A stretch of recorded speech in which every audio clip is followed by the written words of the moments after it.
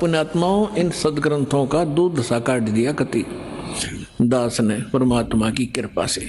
अब ये सिद्ध हो गया कि ये जो ओम मंत्र है वो मंत्र है जिसका यो ब्रह्म का है, और ये उनको समझा रहा है, ये इनका पिता है ब्रह्मा विष्णु महेश का, ये सदाशिव है।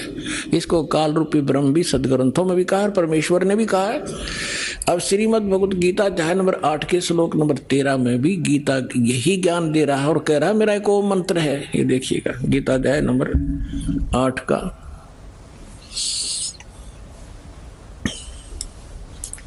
गीता अध्याय नंबर 8 का श्लोक नंबर 13 आपको दिखाते हैं। अध्याय 8 श्रीमद् भगवत गीता अध्याय 8 और मंत्र नंबर 13। ओम इति एकाक्षरम ब्रह्म व्यवहारण माम अनुसमरण ये प्रियाति तजन देहम सयाति परमाम गतिम। माम ब्रह्म मुझ ब्रह्म का ओम यह एक अक्षर मंत्र है, एक अक्षरम, नथिंग एल्स। व्यवहारण अनुसमरण उच्चारण करके सुमन करता हुआ यह प्रियाति तजन देहम जो शरीर छोड़कर जाता है, सयाति परमाम गति जो ओम से मिलने वाली परम गति है उसको प्राप्त होता है। ओम अर्थ इन्होंने ये ओम किया, जो पुरुष ओम इस एक अक्षर रूप ब्रह्म को उच्चारण करता है, एक अक्षर रूप ब्रह्म का है ये तीनों का मुझ ब्रह्म का केवल एक ओम मंत्र है, इसका उच्चारण करता हो जो शरीर छोड़कर जाता हो, ब्रह्म से होने वाली जो मोक्ष है उसको प्राप्त करता हो। ब्रह्म से कौन सी उपलब्धि है? ब्रह्म से उपलब्धि है ब्रह्मलोक। अब ये देखिएगा 16वां श्लोक है 8वें अध्याय का। हे अर्जुन, ब्रह्मलोक पर्यंत सब लोग पुनरावृत्ति में है, यानी ब्रह्मलोक में गए हुए प्राणी भी इन दोबारा जन्म मृत्यु में आते हैं। पुनरावृत्ति का इन्होंने विश्लेषण भी किया है, अर्थात जिनको प्राप्त होकर पीछे संसार में आना पड़े, यानी ब्रह्मलोक में गए हुए प्राणी भी पुनर्जन्म आते। यह इन्होंने अनुवाद थोड़ा सा गलत किया है कि हे कुंती पुत्र, मुझको प्राप्त होकर पुनर्जन्म नहीं होता। देखे बिना दिमाग की बात इनकी। विद्यते का अर्थ विद धातु से बना है, विद माने जानना भी है। जो ये नहीं जानते कि मुझे प्राप्त होकर भी ब्रह्मलोक जाकर भी जन्म मृत्यु होते हैं, तो मेरी भक्ति करके भी उनकी पुनर्जन्म होता है। जो ये नहीं जानते उनका पुनर्जन्म होता है अर्जुन। जो ये नहीं जानते कि ब्रह्मलोक में गए हुए प्राणी भी वापस आते हैं, तो उनका वो मुझे प्राप्त होकर भी पुनर्जन्म है अर्जुन, उनका पुनर्जन्म है। इसका ये अर्थ है। यदि हम इनका ये अनुवाद सच्चा माने तो अध्याय नंबर 2 का श्लोक नंबर 12, अध्याय नंबर 2 का श्लोक नंबर 12 और अध्याय नंबर 4 का श्लोक नंबर 5 और 9, अध्याय नंबर 10 के श्लोक नंबर 2 ये कति गलत हो जाते हैं। देखिएगा श्रीमद् भगवत गीता अध्याय नंबर 2 और श्लोक नंबर 12। न तो ऐसा ही है कि मैं किसी काल में नहीं था, गीता ज्ञानदाता कह रहा ये ब्रह्म, अथवा तू नहीं था, अथवा ये राजा लोग नहीं थे, और न ऐसा ही है कि इससे आगे हम सब नहीं रहेंगे। इसके साथ ही देखना है इसी दूसरे अध्याय का 17वें श्लोक में स्पष्ट कर दिया है कि अविनाशी तो उसको जान जिससे, अविनाशी यानी नाश रही कहो अविनाशी को, अविनाशी तो उसको जान जिससे यह संपूर्ण जगत व्याप्त है, और इस अविनाशी का विनाश करने में कोई भी समर्थ नहीं है। यानी गीता ज्ञान दाता से कोई अन्य है जो वास्तव में अविनाशी है, जिसने सारे ब्रह्मांडों की रचना की है और वही रोके हुए। अध्याय नंबर 4 के श्लोक नंबर 5 और 9 में ये देखिएगा, ये है अध्याय नंबर 4 श्रीमद् भगवत गीता। इसका यहाँ ये 5वां मंत्र यहाँ से स्टार्ट है, लेकिन इसका अनुवाद यहाँ पर है। हे परंतम अर्जुन, मेरे और तेरे बहुत से जन्म हो चुके हैं। इति सिद्धम, गीता ज्ञानदाता भी जन्म मरता है, अविनाशी नहीं है ये। तेरे और मेरे बहुत से जन्म हो चुके हैं, उन सबको तू नहीं जानता, मैं जानता हूं। और 9वें श्लोक में क्या कहा है अध्याय नंबर 4 के, और श्लोक नंबर 9 में मेरे जन्म और कर्म अलौकिक हैं, दिव्य हैं। अध्याय नंबर 10 के श्लोक नंबर 2 में, अध्याय नंबर 10 और श्लोक नंबर 2 में मेरी उत्पत्ति को, मेरे जन्म को न देवता लोग जानते हैं न महर्षि जन जानते, क्योंकि मैं सब प्रकार से देवता और महर्षियों का आदि कारण यानी इनका जन्मदाता हूँ। यदि गीतानुवादकों का 8वें अध्याय के 16वें श्लोक का ये अनुवाद सत्य माने कि ब्रह्मलोक में गए वे सब प्राणी पुनरावृत्ति में हैं और मुझे प्राप्त होकर फिर दिन मृत्यु नहीं होती, तो ये तीनों श्लोक गलत हो जाते हैं, तीनों के तीनों। इसका अर्थ ये है कि अर्जुन, जो ये नहीं जानते कि ब्रह्मलोक में गए हुए प्राणी भी पुनरावृत्ति में हैं, उनका पुनर्जन्म, अर्जुन, उनका पुनर्जन्म होता ही होता है। अब प्रसंग चल रहा है कि ओम नाम से कौन सी उपलब्धि होती है, वो ब्रह्मलोक में जाते हैं। देखिए श्रीमद् भगवत गीता, वही गीता प्रेस गोरखपुर से प्रकाशित है। इसमें आपको दिखाते हैं 562 पृष्ठ पे। एक बार हिमालय राजा को देवी जी ज्ञान उपदेश कर रही है और ब्रह्म के बारे में जानकारी दे रही है। देखिएगा 562 पृष्ठ, संक्षिप्त देवी भागवत, और ये 7वां स्कंद। यहां हम आ जाते हैं। देवी के द्वारा हिमालय को ज्ञानोपदेश, देवी के द्वारा हिमालय को ज्ञानोपदेश, ब्रह्म स्वरूप का वर्णन। श्री देवी जी कहने लगी, पर्वतराज, उस ब्रह्म का क्या स्वरूप है यह बतलाया जाता है। पहले तो अपने बारे में बताती है, मेरी भक्ति कर तो ऐसे ऐसे कर, लेकिन वो कहती है ये भी ठीक नहीं है। उस ब्रह्म का क्या स्वरूप है यह बतलाया जाता है, जो प्रकाश रूप, सबसे के अत्यंत समीप में स्थित, हृदय रूप गुहा में स्थित होने के कारण गुहाचर नाम से प्रसिद्ध है। महान पद अर्थात परम प्राप्य है। वह है परम सत्य। यहाँ काफी लंबा है लेकिन थोड़ा बताएंगे। वह है परम सत्य और अमृत अविनाशी तत्व है। सौम्य, उस वेदने योग्य लक्ष्य का तुम वेदन करो, मन लगा कर उसमें तन्मय हो जाओ। सौम्य, उपनिषद में कथित महान अस्त्र रूप धनुष को लेकर उस पर उपासना द्वारा तीक्ष्ण किया हुआ बाण संधान करो और फिर भावनागुत चित्त के द्वारा उस बाण को खींचकर उस अक्षर रूप ब्रह्म को लक्ष्य बनाकर वेदन करो। प्रणव, ओम धनुष है, जीवात्मा बाण है और ब्रह्म उसका लक्ष्य कहा जाता है।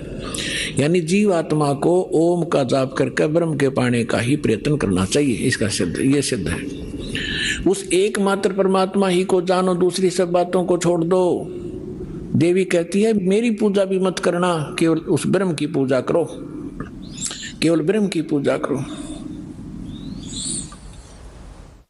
उस एकमात्र परमात्मा ही को जाने, दूसरी सब बातों को छोड़ दे। यही अमृत रूप परमात्मा के पास पहुंचाने वाला पुल है। संसार रूपी समुद्र से पार होकर अमृत स्वरूप परमात्मा को प्राप्त कराने का यही सुलभ साधन है। इस आत्मा का, इस परमात्मा का ओम के जप से के साथ ध्यान करो, ओम का जाप करो। इससे अज्ञान में अंधकार से सर्वथा परे और संसार समुद्र से उस पार जो ब्रह्म है उसको पा जाओगे, तुम्हारा कल्याण हो। ओम नाम का जाप करो और ब्रह्म को प्राप्त हो जाओगे। वो ब्रह्म कहाँ रहता है? वह है, यह सबका आत्मा ब्रह्म, ब्रह्मलोक रूप दिव्य आकाश में स्थित है, ब्रह्मलोक में रहता है। यानी ब्रह्म का साधक, ब्रह्म का साधक ओम नाम का जाप करने वाला ब्रह्मलोक में जाता है। गीता अध्याय नंबर 8 के श्लोक नंबर 16 में क्लियर कर दिया है कि ब्रह्मलोक में गए हुए प्राणी भी पुनरावृत्ति में। और अब ये गीता ज्ञानदाता ब्रह्म है, ये क्या कहता है? अब गीता ज्ञानदाता कहता है कि अर्जुन, उस सच्चिदानंद घन ब्रह्म ने जो अपने मुख कमल से ज्ञान बोला वो वास्तविक ज्ञान है, वो तत्व ज्ञान है। उसमें विस्तार के साथ उस परम पिता के पाने की जानकारी है। उसको तत्वदर्शी संतों से जाकर समझ, उनको दंडवत प्रणाम करने से, कपट छोड़कर प्रसन्न करने से वो तत्वदर्शी संत तुझे परमात्म तत्व का ज्ञान कराएंगे। चौथे अध्याय के 32 और 34 श्लोक में। 15वें अध्याय के 1 से लेकर 4 का सारांश है कि उल्टे लटके हुए संसार रूपी वृक्ष है। पीपल का वृक्ष समझो, ऊपर को जड़, नीचे को 3 गुण रूपी शाखा है। और जो संत इस उल्टे लटके हुए संसार रूपी वृक्ष की सभी टहनियों समेत बता देगा, सभी भाग बता देगा, वो तत्वदर्शी संत है, वह वेदवित है। परमेश्वर ने यह लीला स्वयं की हुई है, अपनी मुखारविंद से बोली अमृतवाणी सच्चिदानंद घन ब्रह्म की वाणी। कबीर वाणी में लिखा है, अक्षर पुरुष एक पेड़ है, सरपुरुष वा की डार, निरंजन कहो सरपुरुष कहो, और तीनों देवा शाखा है ये पात्र रूप संसार। 15वें अध्याय के 4 श्लोक में कहा कि जब तत्वदर्शी संत तुझे मिल जावे, उसके पश्चात परमेश्वर के उस परम पद की खोज करनी चाहिए, जहां जाने के बाद साधक फिर लौटकर कभी संसार में नहीं आते। और जिस परमेश्वर ने संसार रूपी वृक्ष की रचना की है, केवल उसकी भक्ति करो और सब बातें त्याग दे। 18वें अध्याय के 62वें श्लोक में कहा कि अर्जुन तू सर्वभाव से उस परमेश्वर की शरण में जा, उस परमेश्वर की कृपा से तो परम शांति को और सनातन परम धाम को प्राप्त होगा। तो इससे सिद्ध हो गया कि गीता ज्ञानदाता से अन्य कोई और परम शक्ति है, और गीता ज्ञानदाता भी जन्म मृत्यु के अंदर आता है, और ब्रह्म का उपासक ब्रह्म लोक में जाता है, और ब्रह्म से यही एक परम गति होती है, ब्रह्म लोक प्राप्ति होती है। अब हम आते हैं उसी प्रसंग पर जो आज दास आगे बढ़ाना चाह रहा है। 3 देव की जो करते भक्ति, उनकी कदे ना होवे मुक्ति। इन तीनों देवताओं की जो भक्ति करते हैं, उनकी कभी मोक्ष नहीं होता। 3 देवता रजगुण ब्रह्मा सतगुण विष्णु तम गुण शिव जी। स्पष्ट हुआ, अभी प्रमाण दिया था कि रजगुण ब्रह्मा है, सतगुण विष्णु तम गुण शिव जी। मार्कंडेय पुराण प्रश्न नंबर 123 से, और खेमरा श्री कृष्ण दास प्रकाशन के प्रकाशित देवी भागवत के 5वें अध्याय का 8वें श्लोक में वो स्पष्ट कर दिया। शंकर जी कहते हैं, माता आपने हमें क्यों तमोगुण बना दिया, ब्रह्मा जी को रजोगुण और विष्णु जी को सतोगुण क्यों बनाया। इति सिद्धम रजगुण ब्रह्मा सतगुण विष्णु तम गुण शिव जी। अब हम गीता अध्याय नंबर 7 को फिर पढ़ेंगे। देखिए,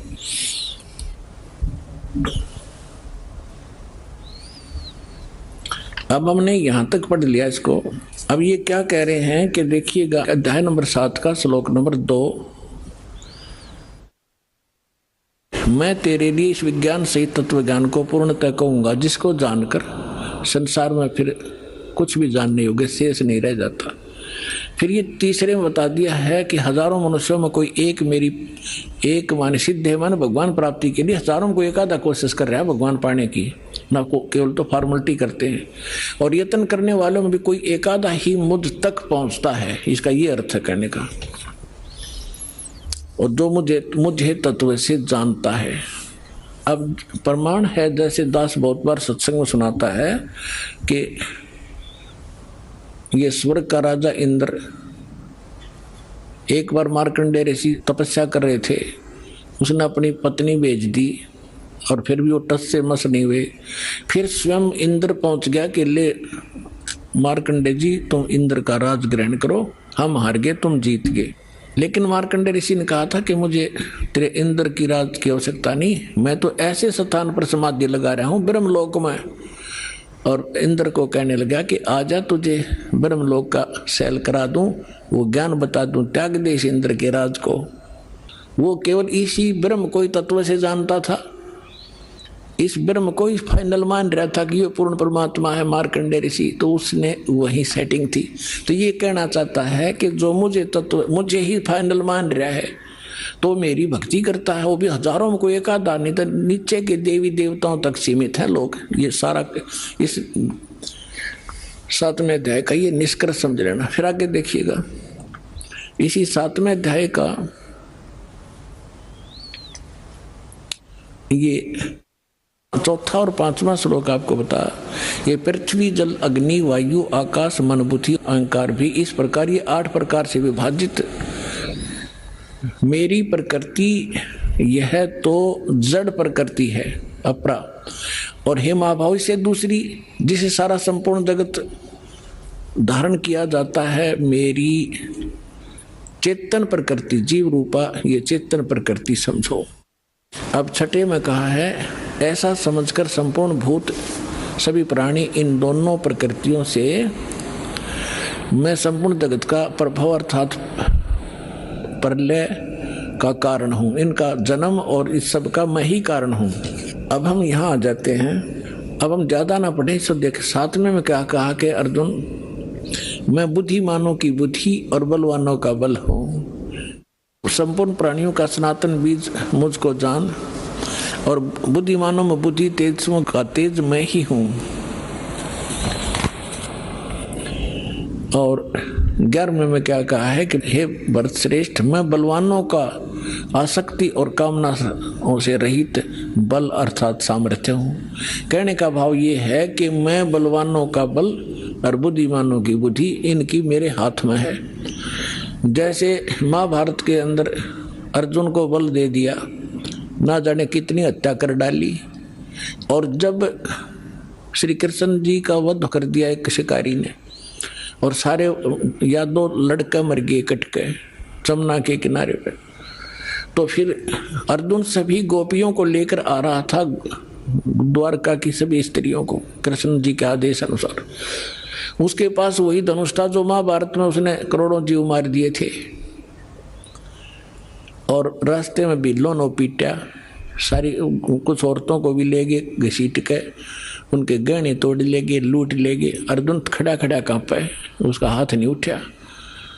तो जब वो जालिए, जब उसकी बुद्धि ने काम किया कि कृष्ण ने हमारे साथ सदा धोखा ही धोखा दिया, जब मुझसे नाश कराना था महाभारत में जब तो ताकत दे दी, ना जाने कितने जीव मार दिए मैंने कति उछल उछल के, और आज मैं खड़ा खड़ा पिट रहा हूं, मेरे हाथ भी ना उठते।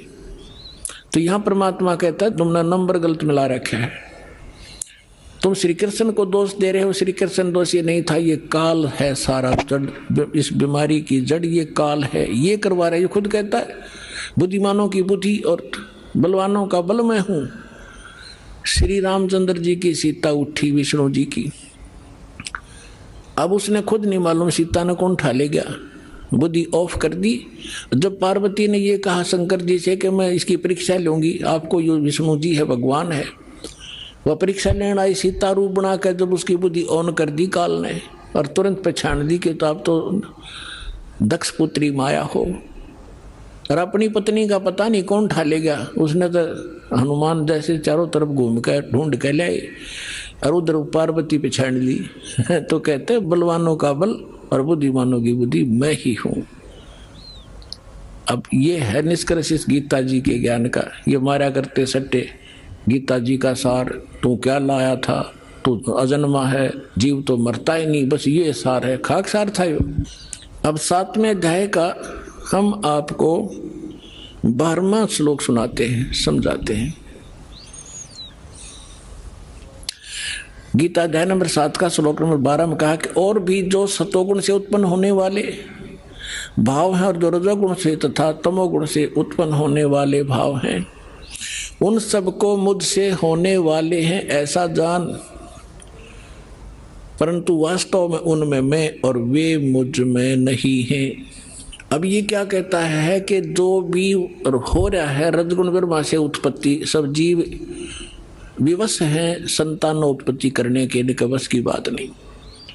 और दूसरा सतोगुण यानी विष्णु जी के सतोगुण से, विष्णु जी के कारण सब आपस में मोह ममता में जकड़े पड़े हैं, ये जो हो रहा है। और तीसरा संहार तमोगुण से, शंकर जी से।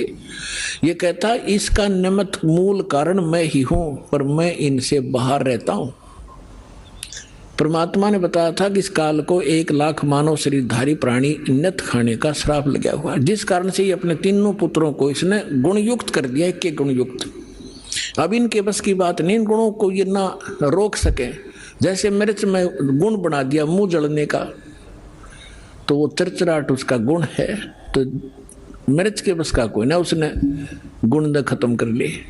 तो इसी प्रकार इस काल ने इनको एक गुण युक्त कर दिया। अब ये क्या कहता है कि इन से जो कुछ हो रहा है इसका निमित्त कारण मैं ही हूँ, मैं ही करता करवाता हूँ। मैं खाता हूँ, ये पैदा करें, मोह ममता से जकड़े रख कर मार दे। आगे देखो 13वें श्लोक में क्या कहा है, 7वें अध्याय का 13वां श्लोक। गुणों के कार्य रूप सात्विक, राजस और तामस, इन तीनों प्रकार के भाव से ये सारा संसार प्राणी समुदाय मोहित हो रहा है। इन तीनों गुणों से परे, रजगुण ब्रह्मा, सतगुण विष्णु, तमगुण शिव जी से परे मुझ अविनाशी को नहीं जानता। अब ये कहते हैं कि सभी इन ब्रह्मा विष्णु महेश तक की भक्ति में जकड़े पड़े हैं, इनसे ऊपर मैं हूं ब्रह्म, ये मुझे भी ना जानते। देखिए 7वें अध्याय का 14वां श्लोक। क्योंकि यह अलौकिक अर्थात अति अद्भुत त्रिगुणमयी मेरी माया, रजगुण ब्रह्मा, सतगुण विष्णु, तमगुण शिव जी, बड़ी दुस्तर है, खतरनाक है। और जो पुरुष मुझको निरंतर भजते हैं, यानी ब्रह्म की साधना करते हैं ओम नाम का, वे इस माया का उल्लंघन कर जाते हैं। वो ब्रह्मा विष्णु महेश को ओवरलैप कर जाते हैं, जंप कर जाते हैं, इनसे अधिक राहत मिलती है उससे। आगे देखो 15वें में क्या कहा है, होय होय। माया के द्वारा जिनका ज्ञान हरा जा चुका है, रजगुण ब्रह्मा, सतगुण विष्णु, तमगुण शिव जी तक की जो बुद्धि, जिनकी बुद्धि वहीं तक सेट है, इनसे आगे कोई सुनना भी नहीं चाहते, वो आसुर स्वभाव यानी राक्षस स्वभाव को धारण किए हुए मनुष्यों में नीच, नराधम, नराधमा, मनुष्यों में नीच, दूषित कर्म करने वाले मूर्ख, मूर्ख लोग मुझको नहीं भजते। अब दास आपको सुनाएगा, थोड़ा सा मौखिक था। अब इसमें ये क्यों कहा है कि तीनों गुणों के पुजारियों को राक्षस कहा और मेरी भक्ति यानी ब्रह्म साधना भी नहीं करते, ये ब्रह्मा विष्णु महेश तक सीमित है, अन्य देव देवताओं तक सीमित है, इनको राक्षस स्वभाव को धारण किए मनुष्यों में नीच दूषित कर्म करने वाला क्यों कहा। रजगुण ब्रह्मा जी की साधना की थी, भक्ति की थी, हिरण्यकशिपु ने अंडरस्टूड है, राक्षस कहलाया, अपने बेटे का दुश्मन बन गया और कुत्ते वाली मौत मारा गया। तमगुण शिव की भक्ति की थी रावण ने, और आपको पता उसकी कैसी गति हुई, राक्षस कहलाया। और एक भस्मागिरी नाम का शिव का पुजारी था, और उसने भगवान शिव के कैलाश पर्वत पे उनके गेट के सामने 12 वर्ष तक भक्ति की, ऊपर ने पैर नीचे ने सिर, सिरासन पर। एक दिन पार्वती ने प्रार्थना की, आप तो महादेव हैं, समर्थ हैं, आपका पुजारी क्या मांगता है, दे दे इस बालक को। भगवान शिव ने कहा कि मांग। भस्मागिरी क्या मांगता है? भस्मागिरी ने कहा ऐसे नहीं, आप वचनबद्ध हो तब मांगू। भगवान शिव ने कहा कोई मांग ले, हो गया वचनबद्ध। तो उस भस्मागिरी ने कहा कि आप मुझे अपना भस्म कंडा दे दो। भगवान शिव के पास एक ऐसा कड़ा था जो हाथ में पैर के रखा करते, वो ऐसी सिद्धि युक्त कर रखा था कि जिसके सिर पर न्यू कर दे न्यू कह दे भस्म, वो मर जाता था, भस्म हो जाता था। और इस बात का ज्ञान था भस्मागिरी को। ये गिरी, पुरी, नागा, कनपाड़े नाथ, ये सारे के सारे 10 नामी ये शिव के पुजारी हैं, सन्यासी। तो भगवान शिव ने शौचालय जंगल में रहता है, अपने बचाव के लिए राक्षसों से लेता होगा, निकाल कर दे दिया भोलेनाथ ने। अब जो ही भस्मागिरी के हाथ में भस्म कड़ा आ गया, उसी समय आंख बदल गया और हंसा न उठा का मार के, ले होले शंकर होशियार, तुझे मारूंगा, तुझे भस्म करूंगा और पार्वती को अपनी पत्नी बनाऊंगा। मैं इसी उद्देश्य से साधना कर रहा था। अपने आत्मा शंकर जी को मृत्युंजय, कालज्ञ, अविनाशी, सर्वेश्वर, सबका मालिक, अंतर्यामी, पता नहीं क्या क्या संज्ञा दिया करते। सूक्ष्म वेद में कहा है कि यदि ये अंतर्यामी थे, क्या उस दुष्ट के मन की नहीं जान सकते थे? क्या बकवाद लेकर साधना कर रहा है? अविनाशी होते तो क्यों भाग लिए उसके आगे? आगे आगे भगवान, हर पीछे पीछे पुजारी, दोनों जहाँ 100 की स्पीड पे। अब परमात्मा ने इनकी रक्षा करते हैं मालिक आकर, जब ये हृदय से पुकारते हैं, आपत्ति में होते हैं, ये भी उसी के बच्चे। तो परमात्मा ने पार्वती रूप बनाया, भस्मागिरी और शंकर जी के बीच में खड़े हो गए और कहा संकेत से कि आ जाओ, यहाँ खड़े हो जाओ। अब भस्मागिरी ने सोचा भी बिल्कुल ठीक है, कड़ा मेरे पास है, शंकर जी तो रुका नहीं, अभी 100 किलोमीटर तो रहे, मैं इतने 2 बात कर लेता हूँ। वो खड़ा हो गया। पार्वती बोली आजा, ठीक है, वो तो आएंगे नहीं अब आपके पास, आप मुझे कुछ डांस करके दिखाओ ताकि मैं प्रसन्न हूँ। तो वो कहने लगा मैं साधु संत तपस्वी आदमी, मेरे डांस नहीं आता। पार्वती बोली मैं सिखाऊंगा।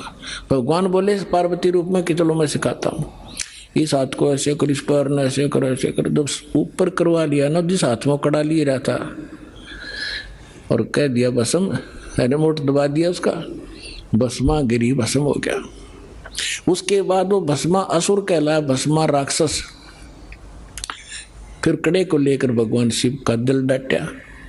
जब उसने राख देख ली ना शंकर भगवान ने इसकी भस्मासुर की, जब दिल की धड़कन, उसका पल्स रेट सेट होया था। ये तो इन 2 गुणों के पुजारियों की दशा दिखा दी, सुना दी। अब वैष्णो जी के पुजारियों की और कथा सुना